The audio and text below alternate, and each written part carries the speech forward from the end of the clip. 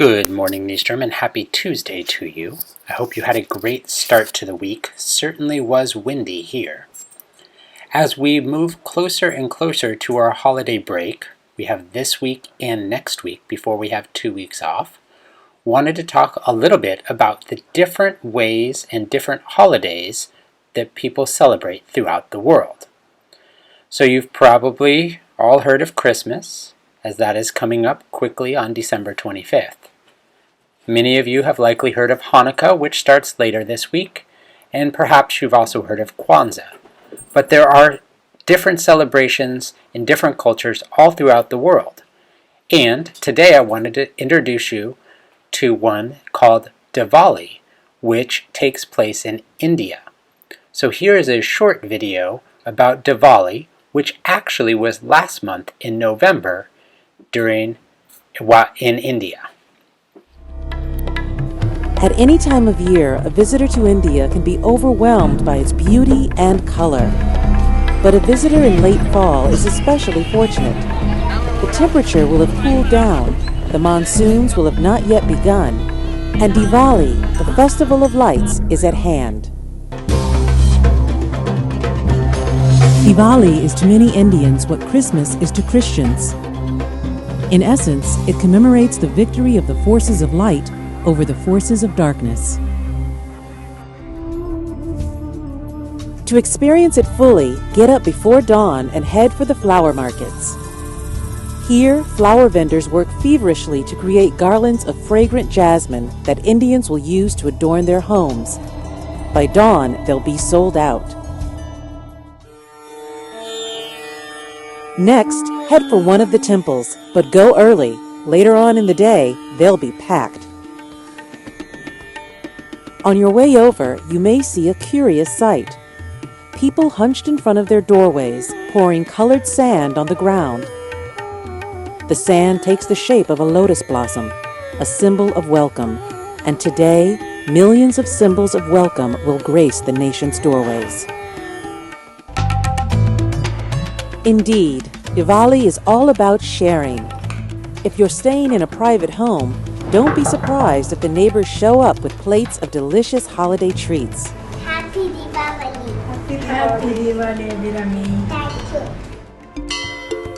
you. It's also customary for families to go to the temples together on this day. They often dress in fine new outfits, purchased especially for Diwali. And if their outfits inspire you, head for a sari shop. Shops are open on Diwali, and Indian silks are justifiably famous for their beauty. They're just one of the ways India spruces up and gets into the holiday spirit.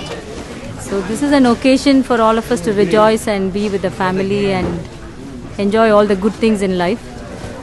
So we buy good clothes and make good food. And everywhere there are lights.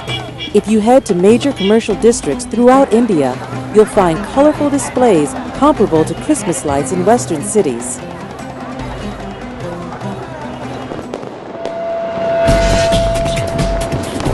Some cities also put on spectacular public displays of fireworks, like this one in Delhi.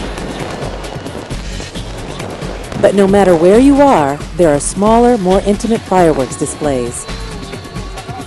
A long day of celebrations is coming to an end, and it's going out with a bang.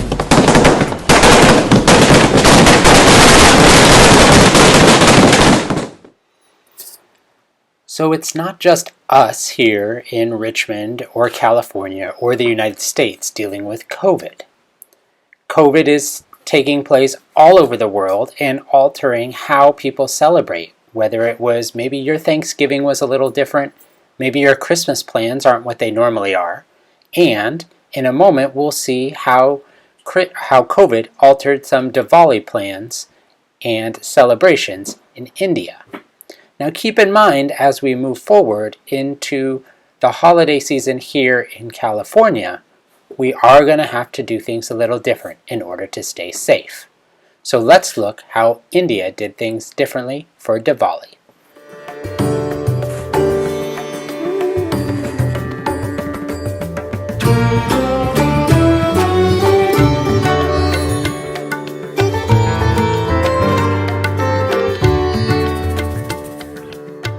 year because of the lockdown, and not a lot of movement can happen. That might just be a reason for us to go back to our roots and kind of explore that essence of truly being with people you care for.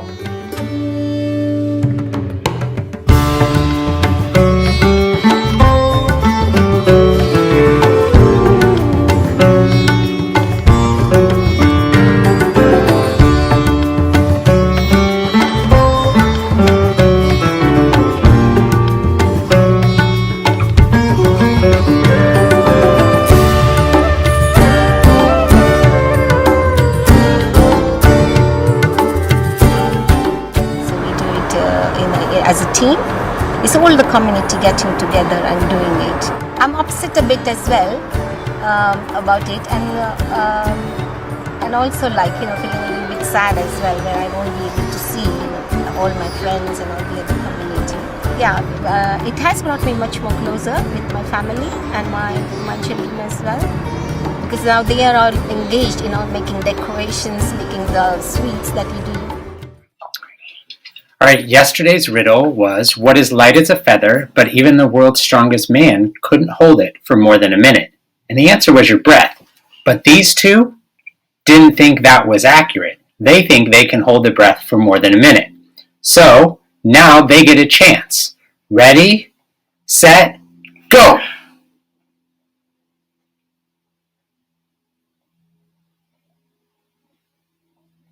This is going to make for a really boring minute. Alright, well, while they're doing that, Monday's winners were Mr. Z, Miss Barba, Miss Franco, Miss Massa, Miss Lydia, Mr. LaFleur, Miss Robinson, Miss Etchie, Miss B, and Miss Abilola. Now, while they're still holding their breath, or maybe not, I saw that, let's move on to Tuesday's riddle. You walk across a bridge and you see a boat full of people, yet there isn't a single person on board. How is that possible?